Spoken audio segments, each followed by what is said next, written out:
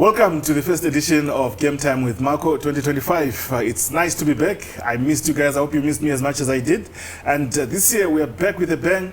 We're back with a lot of sports, especially football. And we'll try and diversify this year, do a lot of women football. Last year I think we did quite a few women football, but this year definitely we are going to be looking at women's football. And the first edition will be fitting that we cover women's football. My name is Marco Ndlovu. It's a pleasure being with you today. And with me is Salmon Nakale. Salmon, thank you for joining us. And I think you're known as Coach Eto, right? Yes, 100% Marco. Thank you for coming to join us here. Thank you for having me. All right, tell us who's Coach Eto? Coach Eto, real name is Salmon, known as Nakale by surname. Yes, the Eto name comes from football. I used to be a soccer player myself. I played also for clubs in Namibia, starting with Blue Boys, Aros, and then I played in England as well for Varsity, East Anglia. Okay, where were you born? Just take us through your life bio. Where were you born? Where did you grow up? And so on and so forth. Yeah, I was originally born in Oshana region, but left the north when I was about 8 to the coast, specifically to Swakop. Schooled in Swakop, played football in Swakop, got raised in Swakop, and then obviously after high school I had to go to Europe for further studies and sports, because I've been elite in sport at the level of athletics, football, at national level, and of course the rest is history. When it comes to managing football, I've been a coach as well in Europe, coaching girls, varsity level, University of East Anglia. I coach men as well, but as we speak now, I'm focusing on women more. All right, Coach Eto, let's talk about your high school education, primary school and high school education. Which schools did you go to, and where you play? What sports were you participating in? Okay, I schooled at a school called Festus Gondep in Mondesa, Swakopmund, pre-primary. High school, I went to Herman Gamaina, German school in Swakopmund. From there, I went to varsity in England at a university called ABE, Association of Business Executives, where I studied different fields. One of them is sports management, industrial psychology, world history, and also I did a little bit of marketing at the degree level. Yeah. Now let's talk about football. When did the football bug bite? Football, I can say 2008. How old were you then?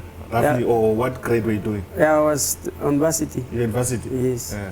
So that's so primary and high school you didn't play football? No, I played football, but it wasn't that serious by then. Yeah. So it's more like humble beginnings. Yes. But from the level of, or the years of 2008 and upwards, it's where the root of seriousness took place. And that was at university? Yes. In the UK? Yes. Okay. Yeah, tell us, how was the football culture there? It's a bit different. It's more professional. It's specific, it's more disciplined. The commitment is redoubled that side, and it's more like a culture. Everybody loves football, especially men, women obviously as well. So it's so different from Africa, because there you are taught how to play. In Africa we play by nature. Yeah. The talent is there. Yes. So there are channels you need to follow in Europe, and you have to behave in certain ways in terms of how you connect with people in society, how you discipline yourself among people. In Europe, it's totally different. And also what you eat, what you drink, so it's so different. It's ironic when you say what you drink and the t-shirt that you're wearing. But now you study there in UK, you play football. Did you at one point in time consider taking football as a career while you were there in UK? Yeah, at some point I figured there's something the man above gave me for football, and I picked it up very early that I'm supposed to be a coach. Playing, it is in me. I've been a very good finisher in front of goal. I'm not that skilled, I'm not one of your most skillful players, but I have one thing, which is speed and finishing. And I figured when I started coaching, the girls at University of East Anglia that it's something that's so powerful in me. So I've never looked back ever since. So when did you start doing your coaching pages? I did my first coaching course in 2010. In England? Yeah, Still? yeah, I did in a town called Ipswich, and that was my first batch as a certified coach. How was it? It was a bit challenging because it felt more like an exam. You fear failure, you don't want to fail, and there's players that look up on you, and you have to do it for yourself, for your community, for your country, for the players, and obviously for the future. Currently, what level of coaching do you have? I'm now headed for the B license. I've got the C license. Okay. Yeah, but I also want the CAF C license. I currently have a whole list of licenses, of which one of them is the introductory, where you start at grassroots. I've got the FIFA coaching course license, the basic one. I've got the D license, CAF one. I've got the D license, NFA, C license, NFA. Okay. Yes. All right. And then you come back to Namibia. When did you come back to Namibia, and where did you? What was the direction in terms of football? I came back home in 2009. Yeah. But I've been going back and coming back. Okay. Yeah, but yes, that was the year I came back, and I always knew the type of football we play because I came from here. But being that side and coming back, I felt like the coaching style is different. So I needed to elevate a different element of coaching, because here it's more of skill, it's more pure skill, and it's more of showing off type of football. Yeah. Shibobo style, where we learn from Just to countries entertain like the crowd. South Africa. Yeah, but I felt like mine need to be more of a whole thing. You need the skill, you need intelligence, you need a game-specific type of football in your training. You need endurance, you need speed, you need finishing, you need also to learn how to gel, you need chemistry, and so forth. Were you not playing when you came back in 2009? I played. You played. Who were you playing for? I played for Windhoek United, the first division team in Windhoek. Okay. Yes. And when did you play for Blue Boys?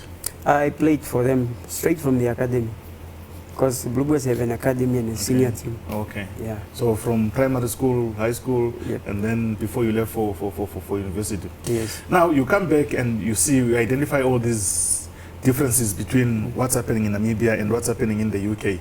What goes through your mind at that point in time?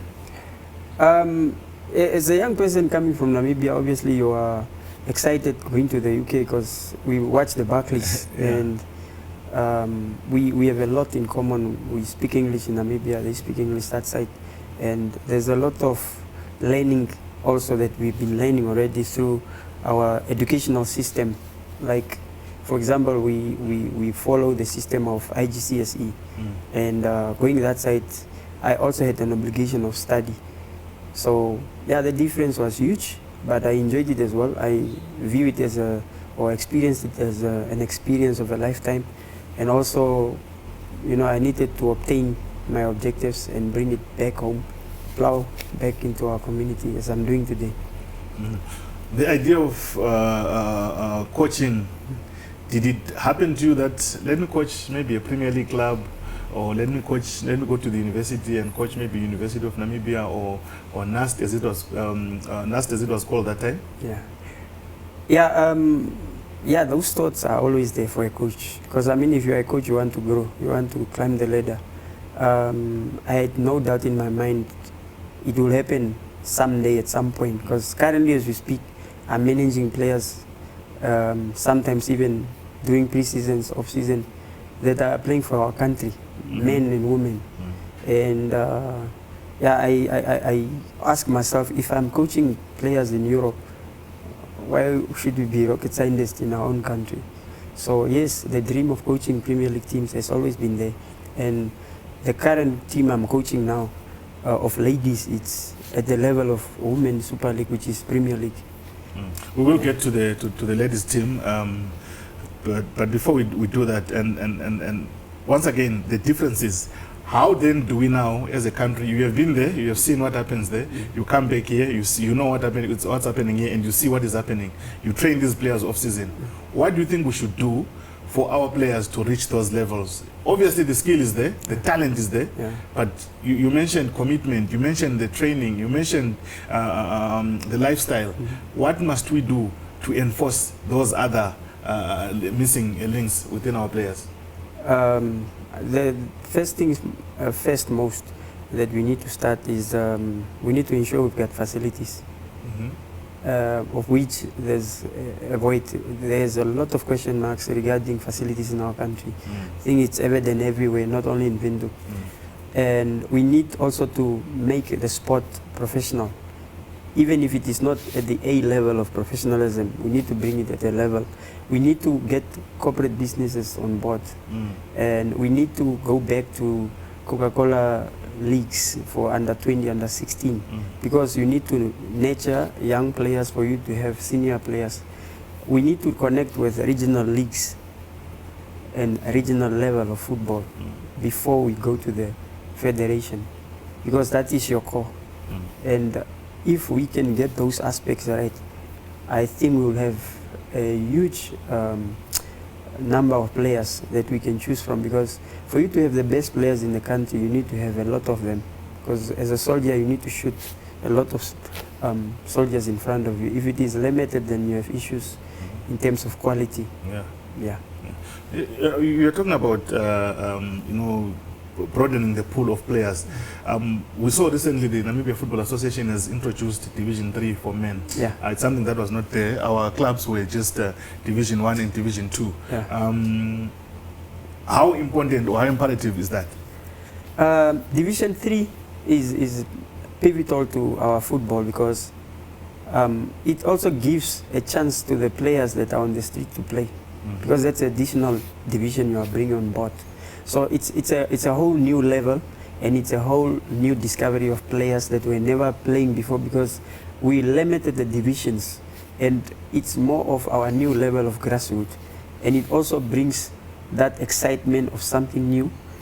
As we know, other countries, starting with our neighboring countries like Mzansi, South Africa has something like that, Angola has that, Botswana has that, Lesotho has that. Why are we not doing the same? We are from the same region. And for me, I think we are headed somewhere. It's only that it's something we need to maintain. Because so what should be the sort of the specs of a Division 3 club? For example, should we say nobody over 30 should play in Division 3, or nobody over a certain age? Should we limit the age group to play in Division 3? In terms of the coaches, should we have qualified coaches coaching in the 3rd division, or should we say even Marco, who's aspiring to be a coach, should be allowed to go and coach in the 3rd division? In terms of administration, who can be an administrator in Division 3? Should we train them, or should we let them do the bush administration, to administer the teams? I think in the league, if you want quality, you need to focus on quality. In our backbone, our bone structure is led by NFA and by FIFA as well as CAF. So you look at what they say about that. So in my personal capacity or view is that we do have a need to look at quality. So we definitely need qualified coaches, because quality players want to be associated with quality coaches. Quality coaches want to be associated with quality players. So for you to produce good players, you need to have good coaches. So at that level of football, that's where you start. By the time you go up the ladder, you are prepared. So you don't want to go struggle on an upper division. All right, let's now circle back to you now. Now you come back from England. You have got quite a few coaching certificates from there, and you are working with junior teams here in Windhoek, maybe, and at the coast. When does the idea of starting a club come through? Yeah, it's a very good question, actually.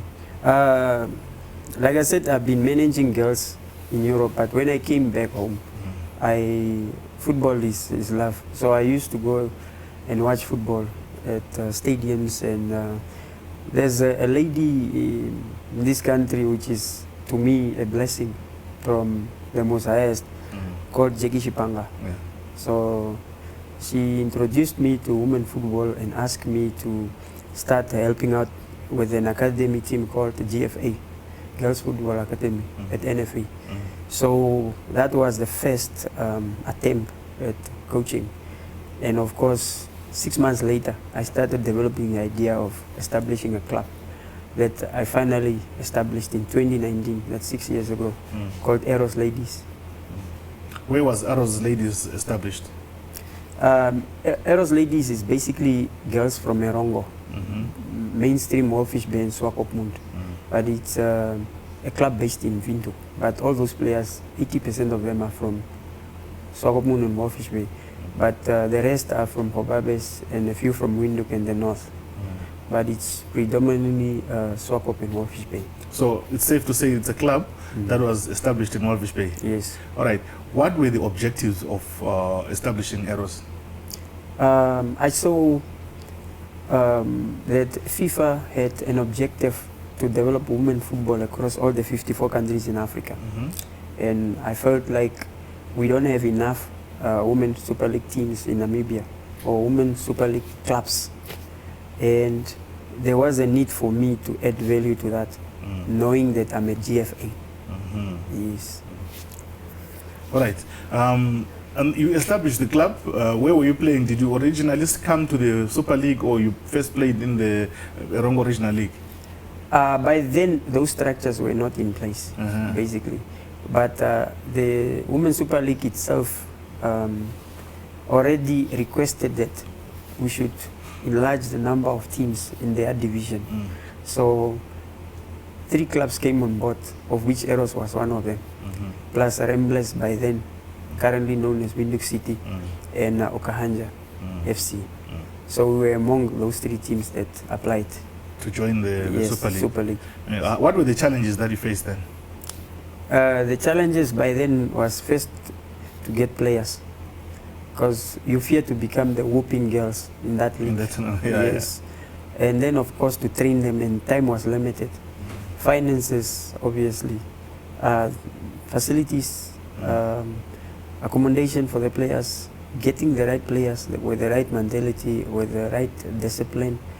Obviously also parents, you know, it's not a culture in Africa.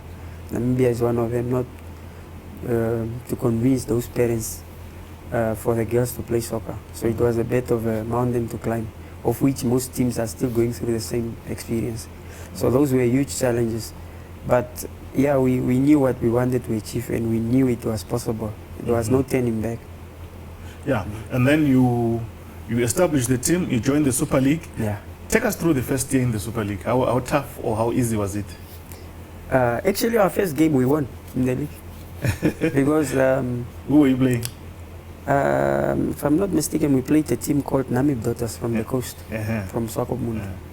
We won our first match, and I in my mind as a coach, in my players' mind, I knew for a fact we're gonna be a tough cookie to handle. So yeah, we won. But how tough was it the whole season? Yeah, or how easy was it? The season was really tough. I mean, you won the first match, so it should have been easy. It was tough. Looking at the other teams, the elite teams that we all know, your Nampol, your Ongos, we managed to win almost 60% of our matches. We finished 6th out of 12 teams. So nobody expected or saw that coming. So it was tough, but we knew we could handle them because we studied the league in that short period of time, and we trained differently. We don't really train like other teams. We are known for certain aspects. We have a specific culture as a club. Yes. And then now you are there in the league. Obviously, it gets tougher every year. Yeah. Clubs are enforcing. Other clubs are even going outside the country to buy players. I think we have 1 or 2 South Africans. We have 1 or 2 Tswanas. We have, I think, 1 from Angola, and so on and so forth. It becomes so competitive. Yes. How do you keep up with that? I'm actually impressed that you've got so much knowledge about our league. It is definitely competitive, but you need to trust the process. We studied the clubs, and budgets are different. Clubs are run differently. You need to prepare yourself also to survive in the league, and you need to stay competitive. You need to have team depth, So for us, how we managed to handle them, of which we still continue to do so, we kept the same spirit. We trust what we have, and we make it work. You spoke about having difficulties convincing parents to release their daughters into your care in terms of football. What makes it difficult? Why is it difficult in Namibia to say, I want my girl child to go and play football?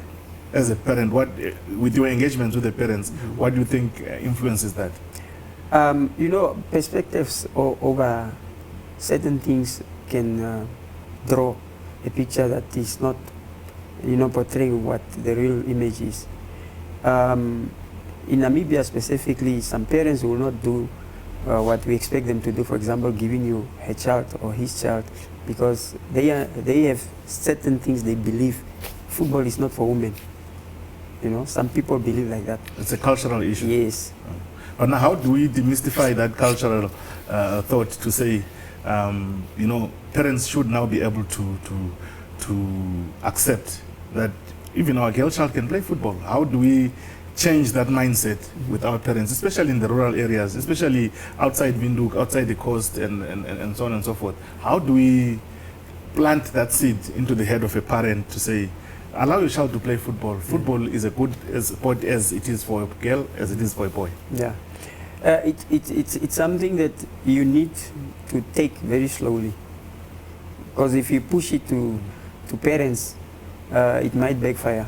I believe it's something that is a slow process, and parents need to be involved, especially from the academy level, whereby, for example, if you have an academy, make sure you get them on the group of your club. They see what is happening. They come support their kids at the field. They must see what the club is trying to achieve. They must engage. You also need to educate them, and the different areas of the country, for example, need to be educated with football. We need to reach out to the regions so that people can start seeing what the federation is also trying to achieve, because it's not an individual sport. It's not an individual who's trying to grow the sport. It's the whole world, including the whole of Africa. And I think Namibia is slowly getting there. We are definitely getting there. And, it can be done. Do you think, according to your assessment, enough is being done? Talking about that, it can be done. Is enough being done by the Football Association, the NFA, to promote, women's football? Do you think enough is being done by the government through the Ministry of Sports, through the Ministry of Education as well, to say, let's promote girl children playing football or sports in general? Let's start with the FA. Yeah, I need to be very honest. Yes. The federation is trying its best, but it's in my view, it's not enough. But it is trying its best. What should they do more? I think we need to invest more in women football in many aspects. One of them could be facilities, for clubs. But you just said facilities are a problem throughout the country. Yes, but what is our federation doing about it? Is it the federation's duty to improve facilities? No, it's to spearhead it and drive it. Yes, because somebody need to connect with the Ministry of Youth and Sport. Somebody need to connect with Sports Commission. And our main body in this country is the NFA. Yes. And we are not blaming an individual. NFA is us. Anyone that is associated with NFA that is in football, that runs regional leagues, regional football.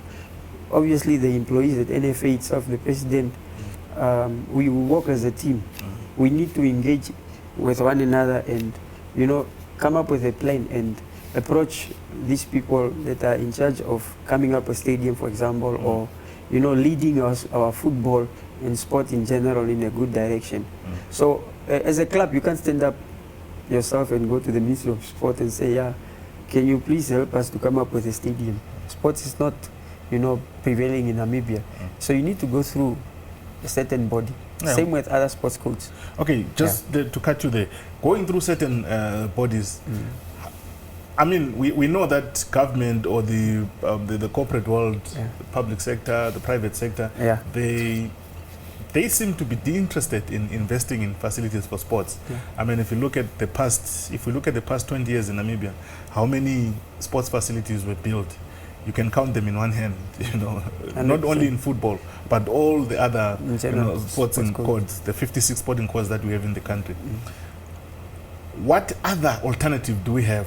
Why I'm asking you that is, we have got schools that have these facilities, but these facilities are dilapidating, where nobody's taking care of them. Is it not now where we can start to say, hey, we're Aros Football Club, there is School A, Herman Gemaina, where you went to, they have the facility. Let me approach them and sort of revive the facility that is there and restore it to its former glory, while at the same time benefiting from it by training my team there and playing my matches there. Is that not possible? I think that's a very good bill, actually. Schools could be one of our solutions because they are everywhere in the country. Yes. Yes, the facilities they have, some of them are not in a good state. They can't maintain them because of financial challenges. But there's a lot of them that are okay. However, the schools themselves nowadays are not operating accordingly because it's who you know. If I, for example, want to go to a certain school, School A, and I know someone, they might give my team, you know, Preference. yes, but other clubs might not benefit. So that challenge is still there. But yes, it is a solution that can be done, but it's still something that needs to improve. And I think normally, if a school, for example, belongs to the government, then we know where to go. We need to educate all of our school sports people that runs them through the Ministry of Youth and Sport that, for example, if you have a newspaper cup in your region, you need to avail your facilities to the clubs or to the regions that are coming to play there. For training and whatever. Yes. Yeah. So you're saying that the NFA can do more. Yeah. What about government? What can government do to sort of support the girl child in terms of achieving the dream of playing football? Yeah. I think with our government, if we cannot have young people running our sports in the Ministry of Youth and Sport, let's at least engage young people closer to the Ministry of Youth and Sport. Because we understand what is going on better than the people that are running our, sports, especially at the current moment. Yeah. It's not something that I need to be specific about who's running it currently, but we all know that we need young people more running our sports. Because in our country, I cannot recall a time where a young person was running our sports, especially in that ministry. No, but I think also one thing that we misinterpret is the fact that you find that the minister is at the top and that person is old, like the current minister. She has indicated that she's retiring, Honorable Agnes Chongarero. Yeah. She is old, we all know that. But the people below her are the ones that are driving the agenda. Yeah. And those people, they are young people. Yeah, I think Our sports officers, if you look at our sports officers in the regions, they are young people. I mean, if you look at the guy from Kavango, if you look at the guy even from Erongo, I mean, one of the sports officers in Omaruru is a young, vibrant person who's very active. So I think for us to blame the head while the foundation is the one that is wrong, I think it's misplaced. But that's my personal view, which doesn't matter, by the way. But I understand what you're saying. Now, in terms of the private and public sector, what should they do? I would say, coming back to the ministry before I come to the private and public sector, is that, assumptions are very dangerous. We assume young people are in charge that are below. But that's what we think. We don't know who calls the shots. Because, I like using the example of our region. Yes. Our region is in SADC. Yes. If you go in Botswana, I'm sure that we all know that there are young people running sports. But whoever is calling the shots is still a young person. So we have nothing against elders running our sports. Yeah. What we are saying is give way to young people so that they can bring on the table their ideas and what they think can solve. Imagine if we have a Minister of Youth and Sport like Frankie Fredericks. Just imagine. You see where I'm getting at? Yeah, I see. Okay. So there will be connect between the head and the body and everybody else below. Exactly. All right, now let's go to public and private sector. Yeah, that's the bombshell. I think they are the key to our success. And it takes responsibility for you to have rights. We need to perform coaches and players for us to get assistance from those two. Yeah. All right. Now, moving back to Aros, they're a club that was formed 6 years ago. Yeah. Yeah. Where are they now? Are you happy with where they are? Is that what you envisioned when you started them 6 years ago? Specifically, they are definitely not where I want them to be, but yeah, we climbed the ladder. We have made the mark, but we are away still of the pace. What is lacking? Yeah, I would think that number one, we don't have a sponsor, but we are still in the mix. In fact, there's a lot of teams that are being sponsored that are below us, and we are not growing wings or horns or getting carried away. We're still remaining humble, but our level of performance, we are definitely not there yet, although we are still one of the toughest teams in the division. Yeah. So what the team was formed in Walvis Bay. What then forced it to move to Windhoek, or what led it to move to Windhoek? Yeah, tough question. Windhoek is the capital city. It's where everything is happening. When you are from other regions, you can still compete, but not effectively. I myself am based in Windhoek now. Most of the players that we have also are growing up and they move to Windhoek. So we still have an academy in Walvis Bay, but the main team is in Windhoek. Okay. So the academy still fits the main team? Yes. Okay. Oh, no, that's understandable. Now, with that project, the Aros project, what are the plans? What are the short-term plans, maybe the next 2-3 years? What are the mid-term plans, 4-5 years? And what are the long-term plans, maybe 10 years and above? Powerful. We have strategic plans, of which one of them is that we believe that players cannot just be growing as players. We also need to have a responsibility for their own development. If you don't make it in football or, you know, in that area of performance, you should make it in school. Your academics must be improved. Or we try and get you employment. And at the moment, we have done that very well, actually. Because one of the interesting things, I follow your social media pages. One of the most interesting things that I've seen is you have empowered the girls with a hair salon. Yes. You have some of them are employed. I think it's your partner in terms of running the club. Yes. And some of them go to school. They are being, you know, taken to school. They graduate. One I think was graduating last year, or when I saw some pictures there. Take us through those projects, the 3 projects, because they're interesting projects. Yeah. So the projects are actually 4. I'm also surprised once again that you are following so well. One of them, like you said, is the employment. We've got them very good jobs where they can earn money for their families, for themselves.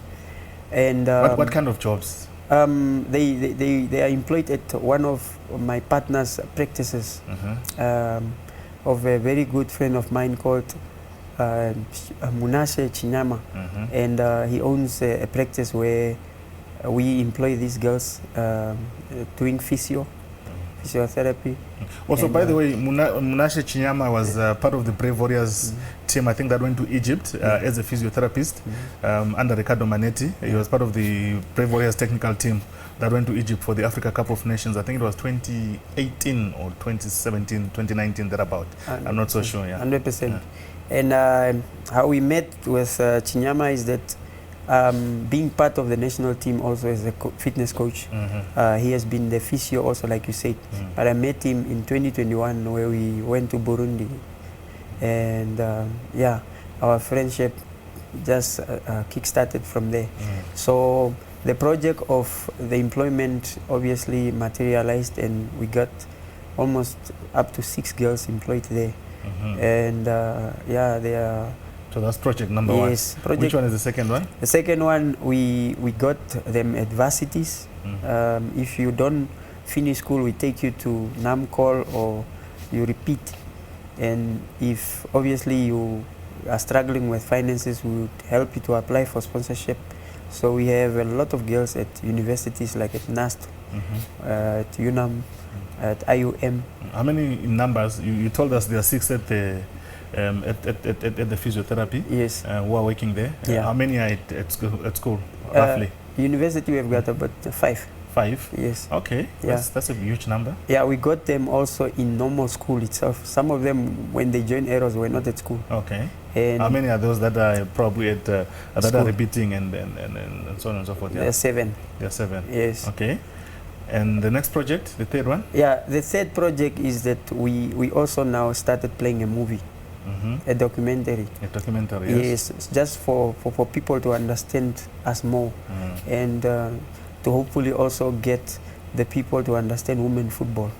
Because people will support something they understand. It's more like if you have a child and you were at school, you will pay school fees for her or him if you were at school because you understand. And the importance of school. Yes. And it can also generate money for them through the documentary because it's more or less like a movie.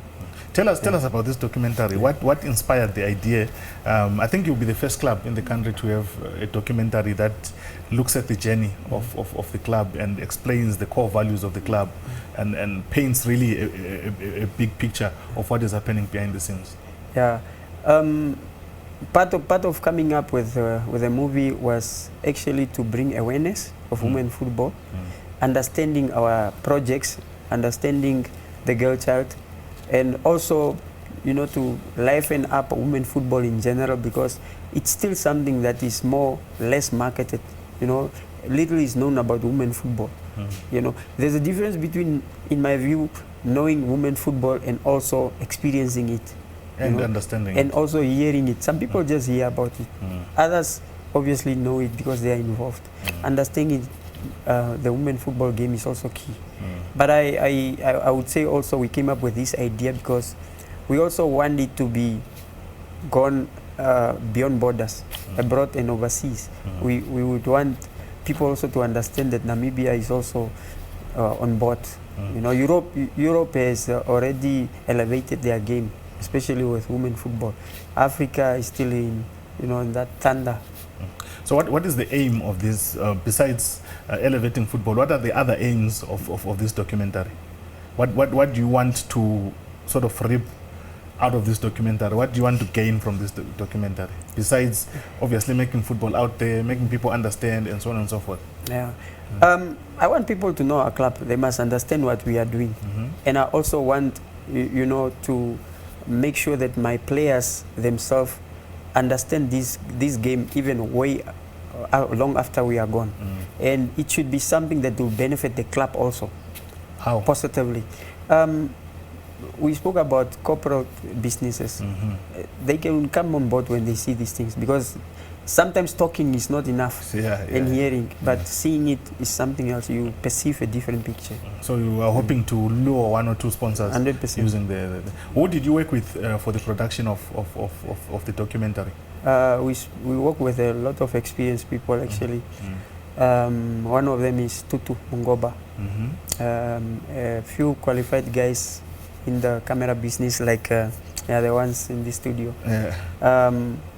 And of course all the players, people from the federation, the powerful people in football, both men and women. People like Monica Shapwa, she's the chair lady of women football. It's not done yet, so that list is endless. Yeah. All right, shout out to Tutu for this project. And then with the project, I mean, I think it's almost done. Yeah. From my understanding, it's almost done. Yeah. When are we hoping to have this thing completed, and how are we going to roll it out? Where should people expect to see this? Are we going to start Kineko to have a big launch and invite big people? I would say around end of March, April, beginning of April, we should be done. And we want to premiere at NFA itself. We want to premiere it at the right area of our project. The subject itself is football. Yes. And we'll be hoping to invite a couple of people, even yourself, to come and witness us. Definitely. Yeah, and the whole Namibia will have a chance to watch it. Yeah, and the world. Yeah. The fourth project now. Yeah. What is the fourth project? We have spoken about the movie. We have spoken about education. Yeah. We have spoken about what else? Getting the girls university. Yes. That's education. Yeah. What is the fourth one? The fourth one is we get the girls to live in a facility, especially those who do not have housing, because there's a lot of good sports people out there who don't have accommodation, where to stay, and obviously when they do not have a place to stay, that's when the ills of life materialize or come in. And at their facilities they learn to grow as young adults, and they behave much better. They instill themselves in terms of discipline, and they have a safe place to stay. They get something to eat, and mind you, women football are not at the same level of men in Namibia, where they get paid even at national team level. So at some point, somewhere, somebody need to step up and assist the ladies, especially the ones that are our finest crops of our team. Take us through the hair salon project. How did that come about? Yeah, we are coaches, and as coaches we analyze things, not only on the field when girls are playing or players are playing. We also check outside soccer. So there's a couple of them that we realize are very good at plating, and we realized that they have a lot of customers, and we decided to come in and help them grow in that fraternity. So what did you do for them?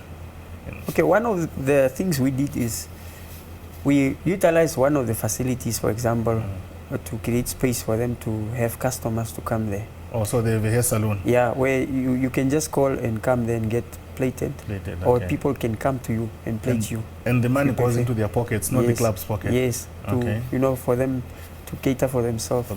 Yeah, like for example, toiletries, anything that a lady would need or a soccer player would need. It could be boots, it could be shin guards, it could be a ball itself. Yeah. You as a coach, you are a man. Yeah. And I'm sure you have kids. Yes. How difficult, or what is the engagement between you and the girls? Because we know that women are made differently from men. Men, it's okay, we are bras, sharp nah. But with the women, there comes a point in time where they have to be treated special because of the way nature, created their bodies. They've got different hormone balance compared to men. Yeah. Sometimes the hormones are here, sometimes they are here. They go through certain periods, in a month where they have to be, treated special. Yeah. How difficult is it for you to actually immerse yourself, or to actually see that, I think player number 1 or player number 2 is going through this. Now this is how I should approach them, whether it's a training or it's outside training. I was waiting for this question. Women, I will get to everything that you asked. Yeah. Women actually are different from men, just in a little way. Soccer players. Yeah. I can give an example where you can say men. I came from men before I came to women. Yeah. If you are a coach, for example, training certain tricks or football dynamics to a man, you will teach him something and he will know it today, immediately. But he can forget it tomorrow. With women, it's a different ball game, because she will struggle to know it today. She might even take 3 or 4 days, but the time she knows it, she will never forget it. That's number 1. So working with ladies, you said it very well, different hormones, they are also emotional beings. Yeah, so the way you talk to girls, obviously you need to talk to them differently. There are girls who can actually be treated the same way you treat men. You can scream at her, she's still fine, but just not all of them. With men, you can do that almost to every man. So me as a coach, I come from a background where I have sisters. And mind you, as coaches that are coaching girls, we also go through coaching clinics. Yes. Now we are already trained how to handle them, and not only that, girls also go through a lot of things like menstruation, for example. We are also trained how you go about that. For example, if she's on menstruation, that's when she performs actually very well. That's when she performs. Wait, what do you mean? Yes. So during that menstruation period, yes, women perform much better. That's the way they perform. Like, you don't stop them from playing? No, if she's uncomfortable, obviously she can. But when it comes to performance, yes, it's clear. Wow. That's when they perform. That's some learning. That's interesting. Yeah. I once traveled with the Brave Gladiators for a COSAFA Cup tournament. I think it was 2017 or 2018 in Zimbabwe. It was in Bulawayo, and we had 2 players in the team who experienced that during the tournament, and it was a learning experience for me as well. I didn't know what to do. I wasn't part of the technical team, but I was part of the media team, that accompanied them. And I learned a lot, just like I'm learning now that they perform better. And now, I'm sure you follow women's football worldwide. There is the case of the Spanish guy. I think his name, was he a coach or Federation or Ladies Federation? Yes. So Spain are the current defending champions, world champions, in the women's elite women's football. They won that title in Australia in 2023. So in the midst of that victory, this gentleman forcefully kissed one of the girls on the lips, and he was recently sentenced to prison, I think last week. Where do you draw the line now? Because euphoria sometimes takes over you. For instance, your team wins a match that you did not expect to win. Maybe you beat one of the top teams, one of the top elite teams in the country, either Nampol or Ongos, and a player scores a goal, comes running to you to celebrate. Where do you switch on and say, I can hug her like this, I can touch her like this, I can do this, I can't do this, I can't do this? How do you switch on and prevent that? That one is something that I would say you need to draw the line between getting too comfortable and also knowing your area. Number one, you respect your players and they respect you. And as a man, when you handle ladies, obviously you need to understand them and know them, know their characters, and also know your boundaries. We are actually seen by their parents and them as their deputy parents. And at some point, obviously, you can shake a player's hand. But a lady is just a lady. No, I mean, she scored a beautiful goal, and she comes running to you. So do you run away? Do you turn back? No, I think me specifically as a coach, they also know me. That Coach Eto is not someone you just jump on like that. There are some coaches who allow it, but at some point I know who. Maybe 1 or 2 I will do that, but just not all of them. They know I love them. They are my players. I'm a big brother to most of them. Some of them I'm a deputy parent. So you need to draw the line between hugging everyone and behaving different, and also behaving as a coach. I think it's 2 different things that one need to coordinate. When it comes to the dressing room, when are you allowed into the dressing room, and when do you excuse yourself from the dressing room? That one, it's something that we definitely follow. If the girls are changing, we are out. If they are done, they are ready, the captain calls us in, we do our business. So we give them the space, just like one does at home. If my sister is there, I need to move. I cannot be standing while she's dressing up or, All right. With the league on right now, where is Aros in terms of the log? How are they performing? And are you happy with the performance? And also the window is open to sign new players and release other players. Are you looking at releasing players and signing some others in? What is going on there? Looking at the window period and also our log stand, our position on the log stand, currently we are number 5. It's not where we wanted to be, but it's also not a bad position. Because last year, this time, we were not at position number 5. I think, if I'm not mistaken, we were number 6 or 7. So there's some improvement. Yes. However, with the window period, we were busy at the beginning, but we didn't actually successfully gotten the players we wanted to have. So we are busy behind closed doors currently now in the window period, trying to bring in players. But we also trust the current players. We just had a hip-hop performance. We had an up and down type of performance. So it's not too bad, it's also not too good. So we just need to improve. Do women footballers get paid? Do you guys pay your players cash, or you just support them with their school, you support them with their businesses, you pay their rent, you buy them toiletries? Do you pay them cash? Currently, we do not have a paying scheme of players getting money. But however, what we do is we make sure that they have a place to stay, food to eat, toiletries, they've transport to the training field and back. We obviously also assist them with clothes and all those, but we haven't gotten no sponsor yet. Which is why we do not have a paying scheme to players, and we support them. Yeah. Okay. Maybe just to wind down as we approach concluding this discussion.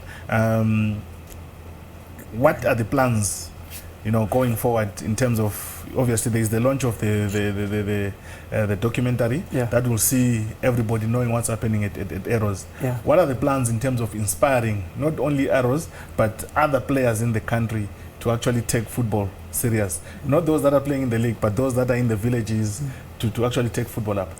I believe as a team and also as a coach, you need to scout, you need to catch them young, you need to go out. You cannot just be at one place and expect to get players. You need also to take the same message out in other regions, because as much as we have this, for example, this interview, I'm sure there are some people in this country who are not having access to watch it. Yes. So yes, those who are fortunate enough to watch it, they can obviously bring their players to us and be part of the project. But our aim and objectives now is to go out there and get this known to everyone. Also seek for sponsors so that we can help our players better, run the player club smoothly, and also to support the players and the team itself to buy equipments and also elevate our way of doing things at Aros. If you had something to say to the corporate world, please look at that camera. In terms of supporting not only the corporate world but government, football association and everybody involved, all the stakeholders. If you want to say something to them, please look at that camera and just give us a message. Yeah, I just wanted to say that women football is a game that is evolving across Africa and the world, and we all have sisters, brothers, kids, nieces that play football. And mind you, it's not only women that are playing, but we need to develop our understanding of women football and also work together, support each other, come on board, especially the corporate world, support clubs in Namibia, and also to our government, please assist in speeding up the process of fixing fields and coming up with better facilities that are FIFA approved, so that we can watch our games in our country, because we are currently flying to South Africa as national team to go play there, and our fans in our country don't have the opportunity to watch, especially the women game and men game that is at national level, including the club level and the leagues. In terms of the national team, how many players do you have in the national team currently? I know we are going to play Swaziland as we are recording. We are going to play Swaziland in 2 legs. How many players do you have? Currently in the Gladiators, which is the elite, at this instant we don't have none. Okay. Yeah. But the junior teams? Junior teams we have a lot. You have a lot, Yes. Which is why I'm so proud. The under 20 we have at least 6. In the under 20? Yeah. Wow. And the under 15 is just a matter of getting called up. We have good enough players, at least an 8. Okay. Yeah, under 17, I would think we will have about 6. Well, what is the average age of your team? We have in the senior team we have even. No, I'm just the senior team, the first team. Yeah, senior team we have the youngest player is 14, but our average age is 18. 18. Yes. So it's a very young team. Yes, very young. But then they are doing well. I mean, they are number 5 and their average age is 18. Yeah. They are playing against teams who have got 28, 30-year-olds who have been playing since 2014, 2012. So I think it's a good thing. But obviously, the standards must be set high for the girls so that they continue improving themselves. And Nakale, thank you very much for joining us. And I really appreciate you taking your time to come and speak to us. And we really appreciate what you do for the girls, especially the projects that you're doing. I mean, empowering the girl child. That's what you're all about. Are there any plans to start up a men's football team? Yeah, I actually already have a men's team playing 2nd division in Erongo. In Erongo, okay. Yeah, but in Vindu, I have plans to start up, yes. Because I work with a lot of men off season. Yeah, and they've been pushing, coach, come up with something.